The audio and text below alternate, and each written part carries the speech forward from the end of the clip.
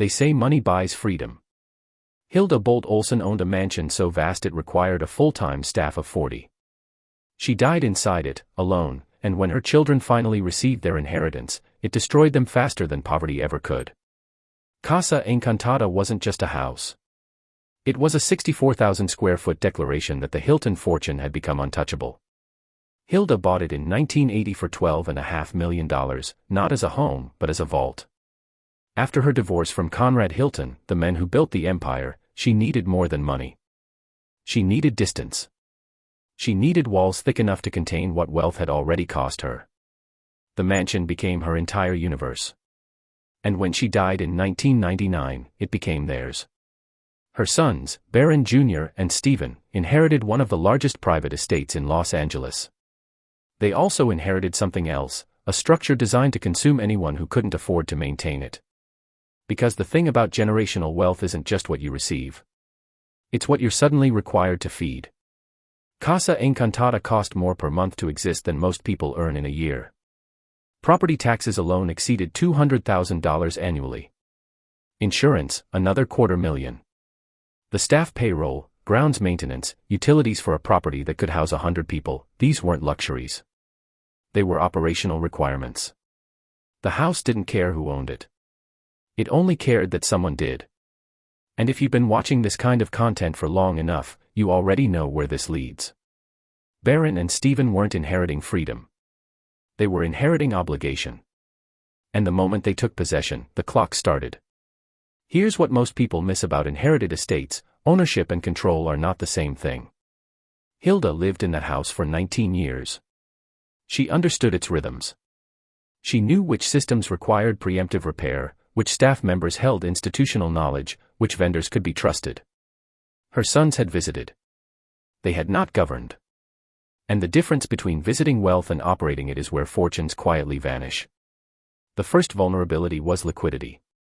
The estate itself was worth tens of millions, but that value was locked inside stone, glass, and land. Meanwhile, the expenses were immediate and non-negotiable. To keep the house, they needed cash flow. To generate cash flow, they needed income streams or asset liquidation. But selling pieces of the estate meant triggering capital gains taxes. Borrowing against it meant interest payments. And doing nothing meant watching the structure devour itself from the inside. They chose the third option. Not out of ignorance, but because the psychological weight of dismantling your mother's legacy feels, at first, like betrayal. Stephen moved in. Barron Jr. kept his own residence but managed the estate's finances. For a while, it seemed manageable. But manageable, in the context of ultra-wealthy estates, doesn't mean sustainable. It means the collapse hasn't become visible yet. Within 3 years, the property taxes went unpaid. Not because the family had no money, because the money they had was trapped in assets that couldn't be converted without loss. This is the trap. Wealth that can't move becomes weight. And weight, in financial systems, generates pressure until something breaks. The county placed a lien on Casa Encantada. A lien is not a suggestion. It's a legal claim that supersedes family legacy, personal attachment, and everything your mother believed she was protecting. The system doesn't care about your story. It cares about settlement. And the moment a lien appears, every financial predator in the market knows you're vulnerable. Here's where the mechanism accelerates. Once word spread that the Olsen heirs were struggling, offers arrived. Not generous offers, strategic ones. Investors who specialize in distressed luxury properties began circling. These aren't buyers. They're extractors. They understand that emotional attachment makes people negotiate against themselves. They know that shame prevents wealthy families from seeking competent representation. And they know that every month you wait, your position weakens. Barron and Stephen had 3 options: sell at a loss, borrow at predatory rates, or fight the county while the penalties compounded. They tried to fight. This is the part that doesn't make the news. The legal fees. The advisory fees. The emergency loans just to keep the lights on while you figure out the larger strategy. Each decision to delay the inevitable added another layer of cost. And each cost required another compromise. They began liquidating other assets. Vehicles. Art. Heirlooms that had been in the family since Conrad's early hotel acquisitions. Piece by piece, they were dismantling the fortune to preserve the symbol of the fortune. By 2005, 6 years after Hilda's death, Casa Encantada sold for $63 million. On paper, that looks like a win. In reality, it was a forced liquidation. After taxes, legal fees, outstanding liens, and settlement costs, the brothers saw a fraction of that number. And more importantly, they saw it too late. The cash that finally arrived came after years of compounding financial stress, after relationships fractured under the pressure of insolvency, after the psychological damage of watching your inheritance become your burden. If you're still listening, you already understand this isn't just about one family. Stephen's life after the sale follows a pattern you see in every case of inherited structural failure. Without the estate to manage, he had no operational identity. He'd spent half a decade trying to preserve something that was designed to consume him. And when it was gone, what remained wasn't relief. It was absence. He struggled with substance abuse. He cycled through relationships that couldn't survive the weight of his unresolved trauma. In 2011, he died of a heart attack at 57. The coroner noted contributing factors: chronic stress, poor health management, isolation. Barron Jr. survived longer, but survival isn't the same as recovery. He lived quietly, apart from the family empire, apart from the public story of Hilton's success. He became the name that doesn't appear in the legacy documentation. The son who inherited wealth and disappeared. Here's what the system doesn't tell you: the moment you inherit an asset that requires constant capital to exist, you're not receiving wealth. You're receiving a test. And the test isn't whether you can afford it. It's whether you understand that affordability and sustainability are not the same thing. Casa Encantada is now owned by a different billionaire. It has been renovated, modernized, professionally managed. It exists beautifully. But it exists for someone who understands that properties like this aren't homes. They're capital instruments. You don't live in them because you love them. You hold them because they appreciate, because they signal, because they can be leveraged or liquidated according to market timing. The new owner didn't inherit it. He acquired it. And that difference is everything. Hilda thought she was protecting her sons. She thought that surrounding them with material proof of the family's success would insulate them from the chaos that had defined her marriage, her divorce, her legal battles with Conrad over the estate. But protection and preparation are not the same thing. She gave them assets. She didn't give them the systems to manage those assets. She gave them a fortress.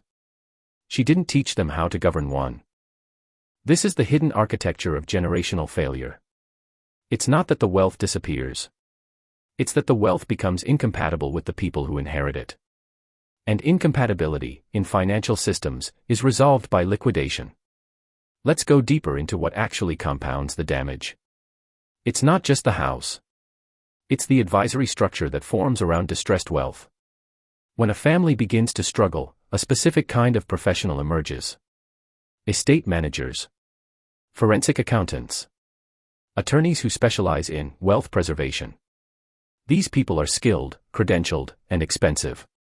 And every hour they spend analyzing your situation is another hour you're paying someone to tell you what you already know: you can't afford this. The Olsen brothers spent years in this ecosystem. Meetings. Projections. Restructuring proposals. Each one cost tens of thousands of dollars. Each one delayed the decision that had already become inevitable. And each delay allowed the carrying costs to compound. This is how advisory industries extract value from collapsing fortunes. They're not malicious. They're structural. They exist because distressed wealth generates demand for specialized intervention. And that intervention, by design, costs exactly enough to ensure that by the time you're ready to act, you've already lost negotiating power. Here's the question you should be asking: why didn't they just sell immediately? Because selling immediately means admitting your mother's entire plan failed. It means standing in front of your extended family, the Hilton legacy, the public record, and saying, "We couldn't do it." That psychological cost, for people raised inside extreme wealth, is nearly insurmountable. You're not just selling a house. You're confessing that you were unequal to the inheritance. And that confession feels like erasing yourself. So they waited.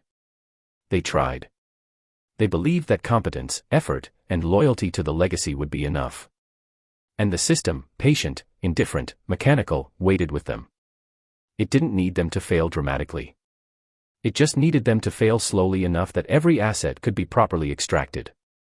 By the time Casa Encantada finally sold, the Olsen brothers had spent 6 years learning a lesson that no one in their family had ever taught them: wealth is not a possession. It's a set of ongoing decisions. And if you don't make those decisions faster than the carrying costs compound, the wealth makes the decisions for you. Stephen's death 11 years later wasn't listed as financially motivated. But financial stress doesn't appear on death certificates.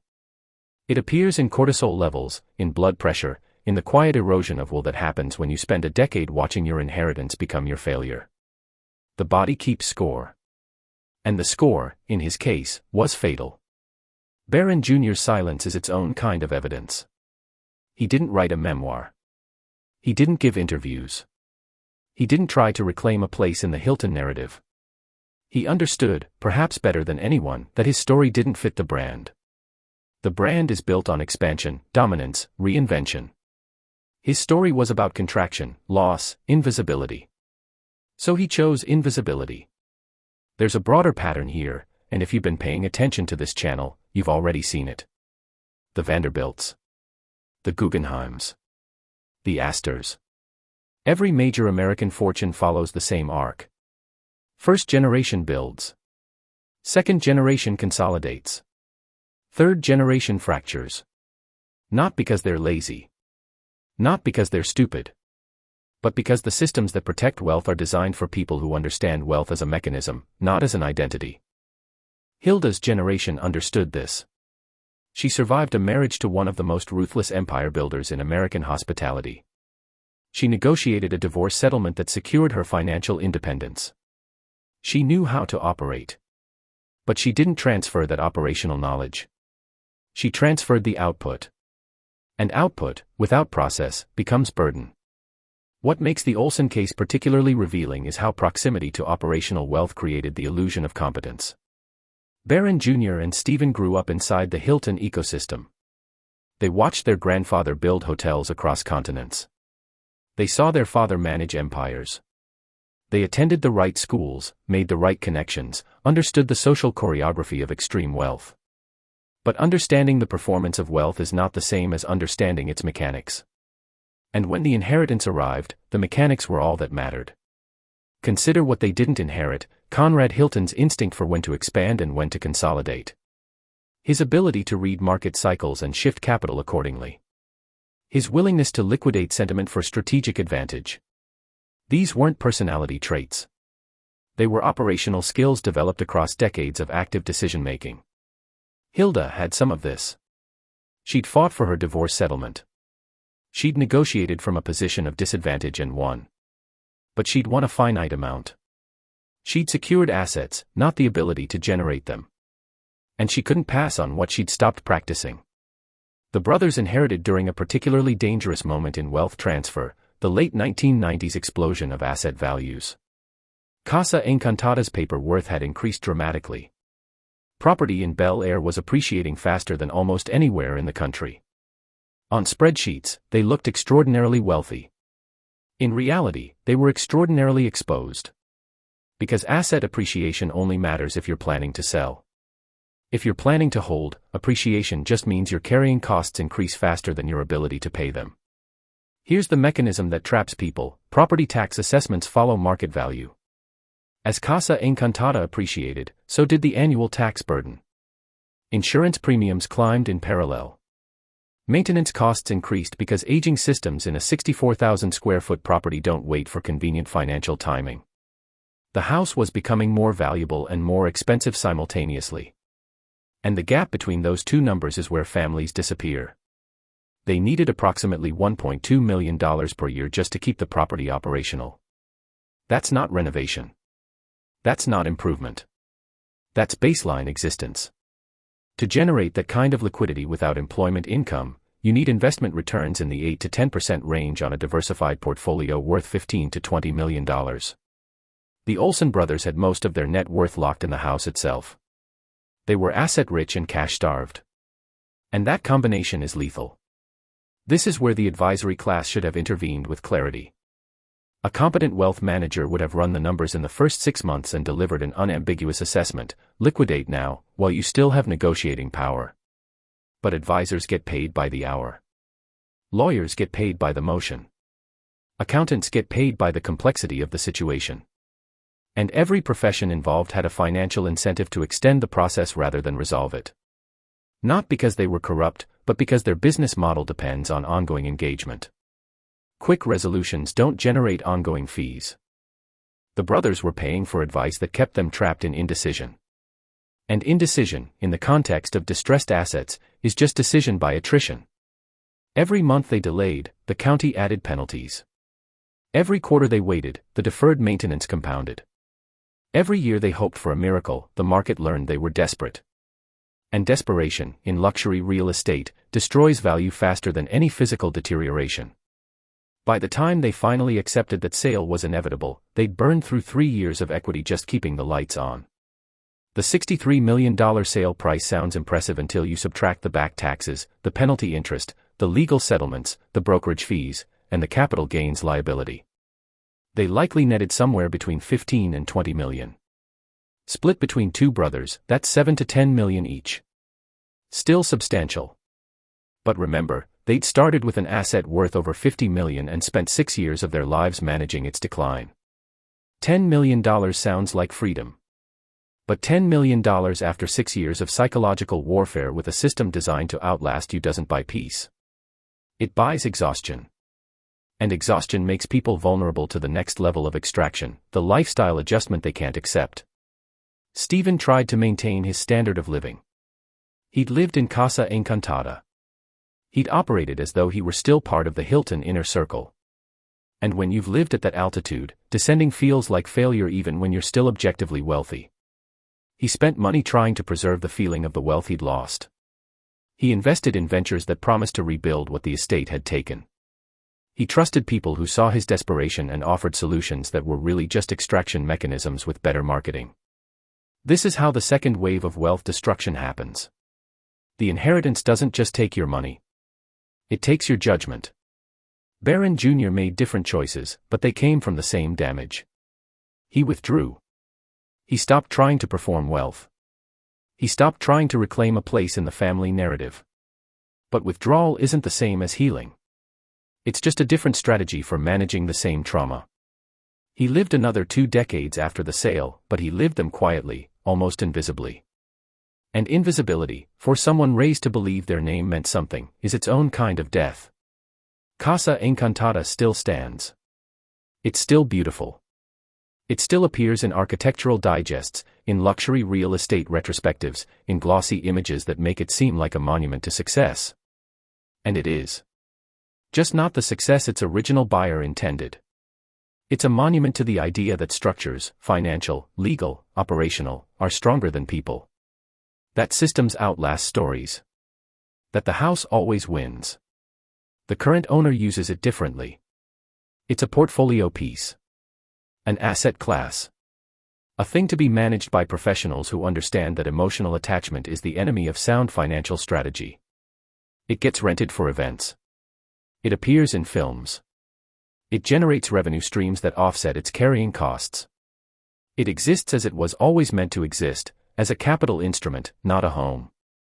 If you're still here, ask yourself, what are you inheriting that you don't yet know how to manage? It doesn't have to be a mansion. It could be a business. A portfolio. A family name with expectations attached. The mechanism is the same. The moment you inherit something that requires more than you currently understand, you're not receiving a gift. You're entering a test. And the test doesn't care about your intentions. It cares about your systems. The Olsen brothers didn't fail because they were weak. They failed because they were unprepared. And preparation, in the context of wealth, isn't about desire or effort. It's about structure. It's about knowing when to sell, when to delegate, when to walk away. It's about understanding that the thing you're trying to preserve might be the thing that's killing you. Hilda built a fortress. Her sons inherited a trap. And the trap, patient and indifferent, waited until it had taken everything. That's the real story of Casa Encantada. Not the architecture. Not the price. But the slow, mechanical process by which wealth designed to protect became wealth designed to extract. And how two men, surrounded by every material advantage, discovered too late that advantage without understanding is just another kind of vulnerability. The mansion still stands. The family that built it does not.